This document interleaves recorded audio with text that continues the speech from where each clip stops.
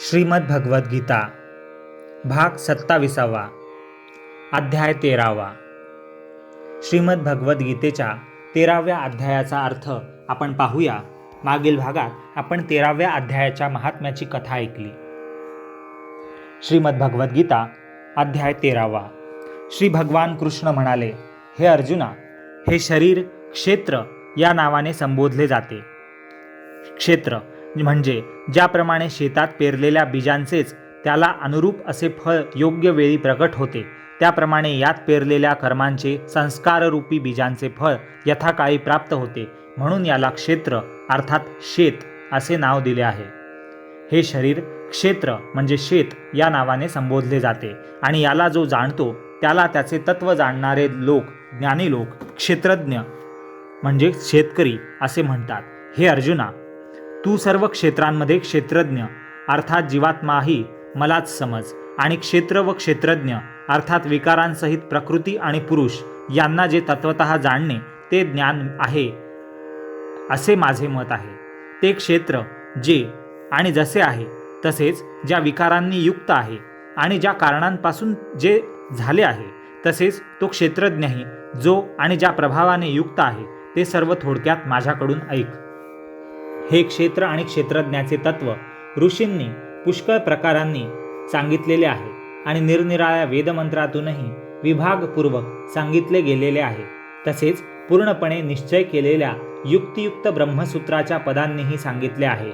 5 महाभूते, अहंकार, बुद्धी आणि मूळ प्रकृती, तसेच 10 इंद्रिय, 1 मन आणि 5 इंद्रियांचे विषय अर्थात शब्द, स्पर्श, रूप, रस आणि गंध, तसेच इच्छा, द्वेष, सुखदुःख, स्थूल देहाचा पिंड, चेतना आणि धृती अशा प्रकारे विकारांसहित हे क्षेत्र थोडक्यात सांगितले गेलेले आहे.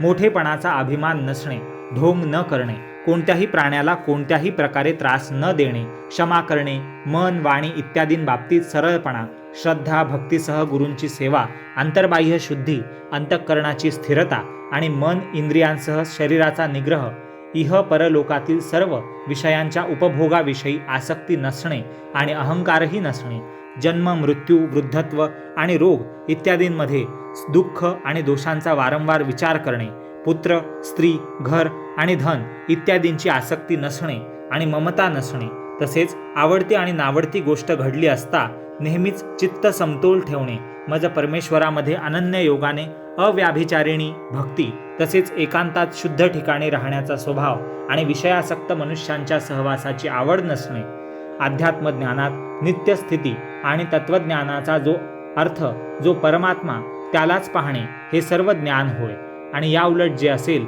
ते अज्ञान होय असे म्हटले आहे. जे जाणण्यायोग्य आहे आणि जे जाणल्यामुळे मनुष्याला परम आनंद मिळतो ते चांगल्या प्रकारे सांगतो. ते अनादी परमब्रह्म सत ही म्हणता येत नाही आणि असतही म्हणता येत नाही.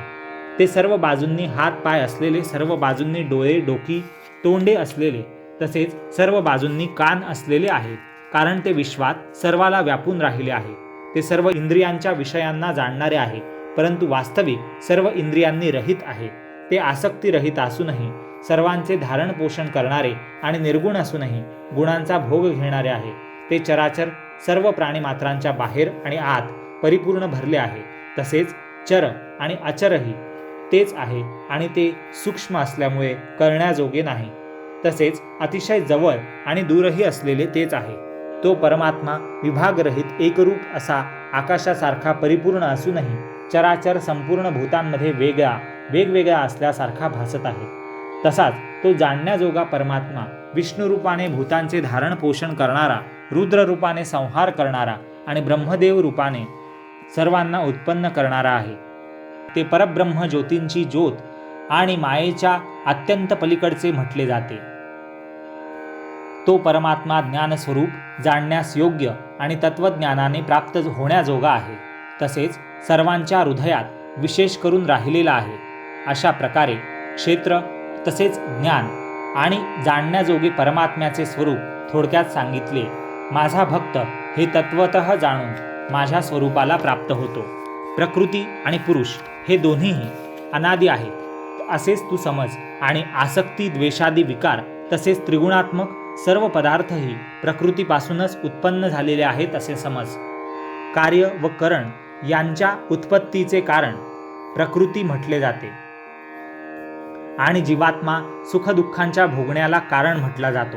प्रकृतीत राहिलेलाच पुरुष प्रकृतीपासून उत्पन्न झालेल्या त्रिगुणात्मक पदार्थांना भोगतो आणि या गुणांची संगतीच या जीवात्म्याला बऱ्या वाईट योनीत जन्म मिळण्याला कारण आहे. या देहात असलेला आत्मा वास्तविक परमात्माच आहे. तोच साक्षी असल्यामुळे, उपद्रष्टा आणि खरी संमती देणारा असल्याने, अनुमंता सर्वांचे धारण पोषण करणारा असल्याने, भर्ता जीवरूपाने भोगता ब्रह्मदेव इत्यादींचाही स्वामी असल्याने, महेश्वर आणि शुद्ध सच्चिदानंद घन असल्यामुळे परमात्मा म्हटला जातो. अशा रीतीने पुरुषाला आणि गुणांसहित प्रकृतीला जो मनुष्य तत्वतः जाणतो तो सर्व प्रकारे कर्तव्य कर्मे करीत असला तरी पुन्हा जन्माला येत नाही. त्या परमात्म्याला काही जण शुद्ध झालेल्या सूक्ष्म बुद्धीने ध्यानाच्या योगाने हृदयात पाहतात. दुसरे काही जण ज्ञानयोगाच्या द्वारा आणि इतर कितीतरी लोक कर्मयोगाच्या द्वारा पाहतात म्हणजेच प्राप्त करतात. परंतु याखेरीज इतर अर्थात मंदबुद्धीचे पुरुष आहेत ते अशा प्रकारे न जाणणारे असतात. ते दुसऱ्यांकडून म्हणजेच तत्वज्ञानी पुरुषांकडून ऐकूनच तदनुसार उपासना करतात आणि ते ऐकलेले प्रमाण मानणारे पुरुष सुद्धा मृत्यूरूपी संसार सागर खात्रीने तरून जातात. हे अर्जुना, जेवढे म्हणून स्थावर जंगम प्राणी उत्पन्न होतात ते सर्व क्षेत्र आणि क्षेत्रज्ञाच्या संयोगानेच उत्पन्न होतात असे समज. जो पुरुष नाशिवंत सर्व चराचर भूतात परमेश्वर हा अविनाशी आणि सर्वत्र समभावाने स्थित असलेला पाहतो तोच खरे पाहतो. कारण जो पुरुष सर्वांमध्ये समरूपाने असलेल्या परमेश्वराला समान पाहून आपणच आपला नाश करून घेत नाही त्यामुळे तो परमगतीला जातो. आणि जो पुरुष सर्व कर्मे सर्व प्रकारे प्रकृतीकडून केली जाणारी आहेत असे पाहतो आणि आत्मा अकर्ता आहे असे पाहतो तोच खरा पाहतो. ज्या क्षणी हा पुरुष भूतांचे निरनिराळे भाव एका परमात्म्यातच असलेले आणि परमात्म्यापासूनच सर्व भूतांचा विस्तार आहे असे पाहतो त्याच क्षणी तो सच्चिदानंद घन ब्रह्माला प्राप्त होतो.